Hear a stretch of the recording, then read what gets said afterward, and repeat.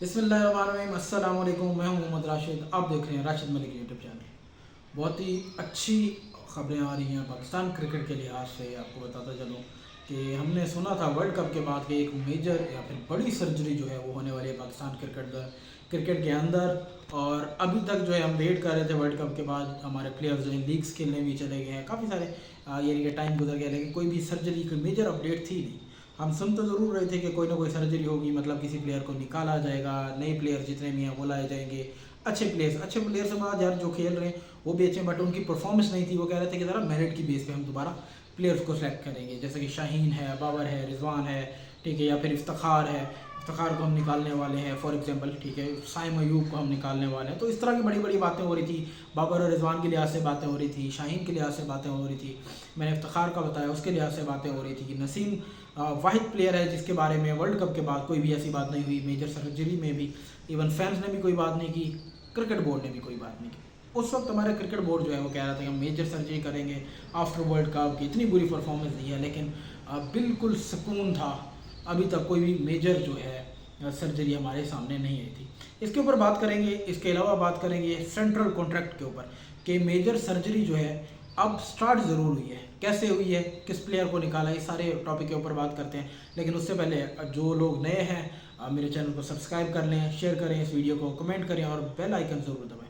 आपको बताता चलूँ पाकिस्तान क्रिकेट के अंदर सर्जरी की जो बात हो रही थी, अभी तक कोई भी ऐसा प्लेयर नहीं है जिसको कहा गया हो कि हम आपको इस टीम से ड्रॉप कर रहे हैं, ठीक है। फॉर एग्जांपल अभी जो है बांग्लादेश के खिलाफ टेस्ट सीरीज़ है, उसके लिए हमारा कैप्टन भी अलग है, शान मसूद है, और उसके अंदर शाहीन शाह अफरीदी को अभी ड्रॉप करने की बात हो रही है, ठीक है। हालांकि चांस दे दिया गया है बाबर आजम को, रिजवान को और शाहीन को। कहा भी गया कि हम हो सकता है, अभी कंफर्म ये न्यूज़ नहीं है कि हो सकता है ये तीनों जो है इसको एक बार फिर इनको चांस दिया जाए। पीसीबी कह रहा है हम इनको चांस देते हैं कि जो अब तक हो गया उसे हम इग्नोर करते हैं, आगे जो है पाकिस्तान के लिए खेलो, पाकिस्तान क्रिकेट को बेहतर बनाने के लिए खेलो, ठीक है, और पाकिस्तान के नाम को आगे लेके चलो ताकि पाकिस्तान जीत सके। तो ये भी कुछ खबरें आ रही हैं, और कुछ खबरें ये भी आ रही हैं जो कि शाहीन ने बात भी की कि हो सकता है मैं बांग्लादेश के खिलाफ जो टेस्ट सीरीज़ है उसमें ना भी हो। लेकिन जो मैं आपको सर्जरी की बात कर रहा था वो ये नहीं थी। सर्जरी की बात ये है कि पीसीबी ने आज ही जो मीटिंग है कंडक्ट की है, या फिर मीटिंग हो रही होगी उस टाइम जिस टाइम मैं वीडियो बना रहा हूँ।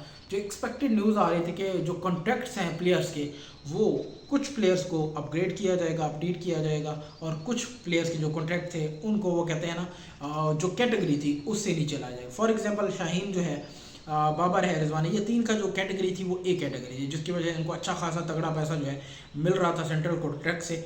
लेकिन अब ये डिसाइड किया गया है कि कुछ ऐसे प्लेयर भी हैं जिनको बी कैटेगरी या फिर सी कैटेगरी से उठा के सीधा ए कैटेगरी में लाया जा सकता है, ठीक है। जब से सबसे बड़ी बात करूं मैं नसीम शाह के ऊपर ये बात हो रही है जी कि उसको बी कैटेगरी से उठा के ए कैटेगरी में लाया जाएगा। उसका जो कॉन्ट्रैक्ट है उसको दोबारा रिन्यू किया जाएगा और उसको ए कैटेगरी में शामिल कर लिया जाएगा। इसके अलावा जो है शादाब खान, आप लोग जानते हैं उसकी परफॉर्मेंस अच्छी नहीं रही, ठीक है। मैं सर्जरी के ऊपर बात कर रहा था तो शादाब खान का भी बड़ा नाम आता है, क्योंकि शादाब खान से भी बहुत अच्छा प्लेयर है, मैं इस चीज़ को मानता हूँ, लेकिन परफॉर्मेंस तो उस तरह से नहीं थी जिसकी वजह से फैंस उससे नाराज़ हैं, जो कि हमें भी उसकी ये बात बुरी लगी। और बाबर आजम की कि उसको कंटिन्यूसली चांस देता गया। तो शादाब खान के ऊपर बात हो रही है कि शादाब खान को बी कैटेगरी से उठा के सी कैटेगरी के अंदर, या फिर हो सकता है डी के अंदर सेंट्रल कॉन्ट्रैक्ट में ना भी रखा जाए, ये भी हो सकता है। तो ये बातें हो रही हैं।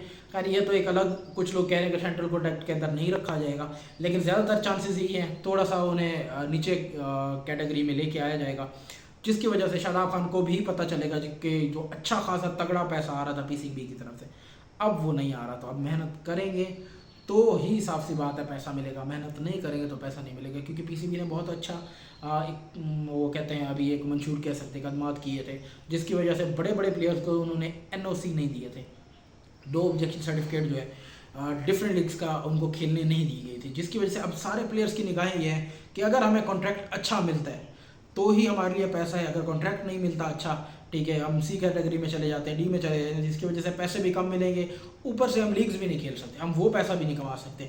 अब प्लेयर जो है मेहनत भी करेंगे। तो ये जो पीसीबी ने स्टार्ट किया है, ये कह सकता हूँ मुझे बहुत ही ये अच्छा लगा, ठीक है। वो इसलिए अच्छा लगा क्योंकि जब कैटेगरी ऊपर नीचे होगी तो नसीम शाह डिज़र्व करता है ए कैटेगरी, जबकि हमारा शाहीन शाह अफरीदी है, बेशक वो भी डिज़र्व करता था एक कैटेगरी, लेकिन अभी की जो उनकी परफॉर्मेंस है उसकी बिना के ऊपर उसको नीचे लाया जा सकता है। बट अगर आप फिर भी उसको ए कैटेगरी में रखना चाहें, ठीक है, जैसा कि शादाब है, बी से उसको नीचे आना ही चाहिए था और वो उसको लेके आ रहे हैं, इफ्तिखार की कैटेगरी में नीचे कर रहे हैं।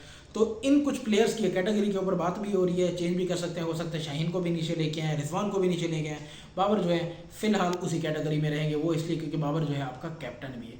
एक और बात बताते चलो हमारे प्लेयर्स की, आमिर जमाल जो है पाकिस्तानी टेस्ट क्रिकेट जो है क्रिकेटर है, बहुत ही अच्छा ऑलराउंडर है। मुझे बजाते खुद सेल्फ मुझे बहुत अच्छा पसंद है। लाइक उसकी क्रिकेट, उसकी बॉलिंग होगी, उसकी बैटिंग होगी, तो अच्छा समझदार था। उसने डिफेंसिव कैप्टन कहा है बाबर आजम को, और जो है शान मसूद को उनसे ज़्यादा अच्छा कैप्टन कहा है कि ये अटैकिंग कैप्टन है, कम से कम टीम को जितवाने की कोशिश करते हैं। बाबर आजम जो है हमेशा बैक फुट पे रहता है। तो ये जो स्टेटमेंट दी है आमिर जमाल ने, इसके ऊपर खलबली बची हुई है आजकल ट्विटर के ऊपर, यानी कि जो आजकल एक्स है उसके ऊपर काफ़ी सारे लोग बात कर रहे हैं, मीडिया के बहुत सारे लोग बात कर रहे हैं। खैर हर किसी का अपना पॉइंट ऑफ व्यू होगा, और आमिर जमाल की अच्छी बात है। अब मुझे ये मसला है इस चीज़ से कि हो सकता है बाबर आजम ये चीज़ जो है अपने ईगो पे ले जाए, और हमेशा की तरह बाबर आजम यही करता है, उसके बाद हमारे जो अच्छे प्लेयर होते हैं उनको दोबारा चांस नहीं दिया जाता। जैसे मैं आपको बताता चलूँ, वहाब रियाज ने अपने ईगो पे बात ली और उस्मान खान को, उसामा को खिलाने से मना कर दिया था कि अब तुमको सेंट्रल कॉन्ट्रैक्ट लेके दिखाओ, अब हम तुम्हें नहीं खिलाते, चाहे तुमने जितने भी विकटें ली थी PSL में। तो हमारी पाकिस्तान क्रिकेट में ये चीज़ें भी चलती रहती हैं। बाकी ये पूरी न्यूज़ सुन के आपको भी खुशी हुई होगी कि कॉन्ट्रैक्ट जो है ऊपर नीचे हो रहा है, जिसकी वजह से लोग जो हैं, लोग से मुराद ये प्लेयर्स जो हैं वो भी मज़ीद मेहनत करेंगे, और जो क्रिकेट है उसमें निखार आएगा, हमें भी अच्छी क्रिकेट देखने को मिलेगी और अच्छे प्लेयर्स देखने को मिलेंगे। जो परफॉर्म करेगा उनका कॉन्ट्रैक्ट अच्छा होगा, जो नहीं करेगा उनका कॉन्ट्रैक्ट नीचे होगा। उन्हें समझ आएगी कि पैसा अब नहीं मिल रहा, तो हमें मेहनत और परफॉर्मेंस अच्छी देंगे तो ही हम टीम में रहेंगे। तो बाकी अगर मुझसे कोई शिकायत हो आप मेरे कमेंट सेक्शन में बता सकते हैं, और कोई अगर आपने मुझे कोई मशवरा देना हो तो आप कमेंट सेक्शन में बता सकते हैं। वीडियो को लाइक ज़रूर करें। मिलते हैं आप लोगों से नेक्स्ट वीडियो में, तब तक के लिए अल्लाह हाफ़िज़।